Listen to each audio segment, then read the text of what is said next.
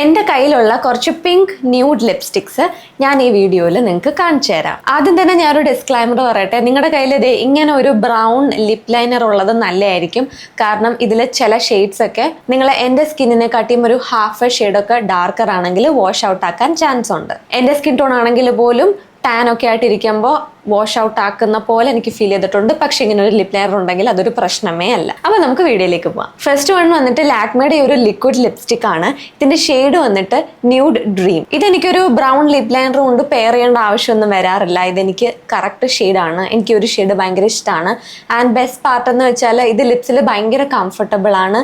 നല്ലൊരു കംഫർട്ടബിൾ മാറ്റ് ഫിനിഷും ആണ്, ട്രാൻസ്ഫർ പ്രൂഫും ആണ്. ഡെയിലി യൂസ് ചെയ്യാൻ പറ്റിയ ഒരു ഷെയ്ഡാണ്. ലിപ്സ്റ്റിക് ഇട്ടു എന്ന് എടുത്തറിയിക്കൂല. സെക്കൻഡ് വൺ വന്നിട്ട് ഫേസസിന്റെ ലിപ്സ്റ്റിക് ആണ്. ഇതിന്റെ ഷെയ്ഡ് വന്നിട്ട് മാഗ്നറ്റിക്. ഈ ഒരു ഷെയ്ഡ് ഒന്ന് വാഷ് ഔട്ട് ആക്കാൻ ചാൻസ് ഉള്ള ഷെയ്ഡാണ്. അപ്പൊ അതുകൊണ്ട് തന്നെ ഇതെനിക്ക് എപ്പോഴും ഒരു ബ്രൗൺ ലിപ് ലൈനർ കൊണ്ട് പെയർ ചെയ്യാനാണ് ഇഷ്ടം. അപ്പൊ അങ്ങനെ പെയർ ചെയ്ത് അപ്ലൈ ചെയ്ത് കഴിയുമ്പോഴത്തേക്കും ആ ഷെയ്ഡ് കുറച്ചും കൂടെ എനിക്ക് സ്യൂട്ട് ആവുന്ന പോലെ ഫീൽ ചെയ്തിട്ടുണ്ട്. ഇതിന് നല്ലൊരു മാറ്റ് ഫിനിഷ് ആണ് വരുന്നത്. ഇതും ട്രാൻസ്ഫർ പ്രൂഫ് ആണ്.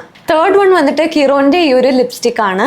ഇതിന്റെ ഷെയ്ഡ് വന്നിട്ട് മാപ്പിൾ ഷുഗർ. ഈ ഒരു ലിപ്സ്റ്റിക് നല്ലൊരു മാറ്റ് ഫിനിഷ് ആണ് തരുന്നത്. ലിക്വിഡ് മാറ്റ് ലിപ്സ്റ്റിക് ആണല്ലോ, അപ്പോൾ ആ ഒരു സൂപ്പർ മാറ്റ് ഫിനിഷ് തരും.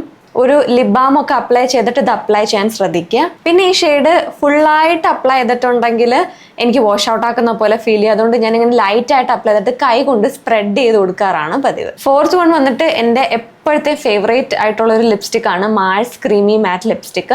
ഷെയ്ഡ് വന്നിട്ട് സെസ്റ്റി സൂംബ. ഇതിലെനിക്ക് ഒരു ലിപ് ലൈനറിന്റെ ആവശ്യമില്ല. നല്ല ഷെയ്ഡാണ്.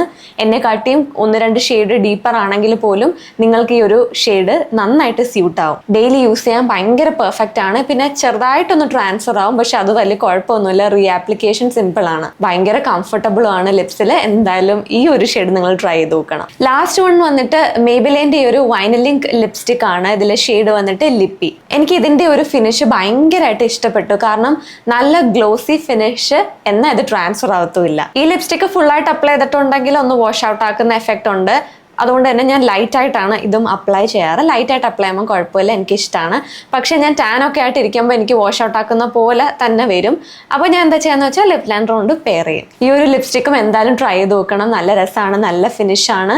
ഇതും ഭയങ്കര കംഫർട്ടബിൾ ആണ്. സോ അപ്പോൾ ഇതൊക്കെയാണ് എൻ്റെ കയ്യിലുള്ള 5 പിങ്ക് ന്യൂഡ് ലിപ്സ്റ്റിക്സ്. അപ്പോൾ ഞാൻ പറഞ്ഞ പോലെ ഒരു ബ്രൗൺ ലിപ് ലൈനർ ഉണ്ടെങ്കിൽ വാഷ് ഔട്ട് ആക്കുന്ന ലിപ്സ്റ്റിക്സ് ഒക്കെ നിങ്ങൾക്ക് പെർഫെക്റ്റ് ഷെയ്ഡ് ആക്കി എടുക്കാൻ പറ്റും. അപ്പോൾ എന്തായാലും ഈ ഷെയ്ഡ്സ് ഒക്കെ എന്തായാലും ഒന്ന് ട്രൈ ചെയ്ത് നോക്കുക. വീഡിയോ യൂസ്ഫുൾ ആയെങ്കിൽ ലൈക്ക് ചെയ്യാനും ഷെയർ ചെയ്യാനും സബ്സ്ക്രൈബ് ചെയ്യാനും ഒന്നും മറക്കണ്ട.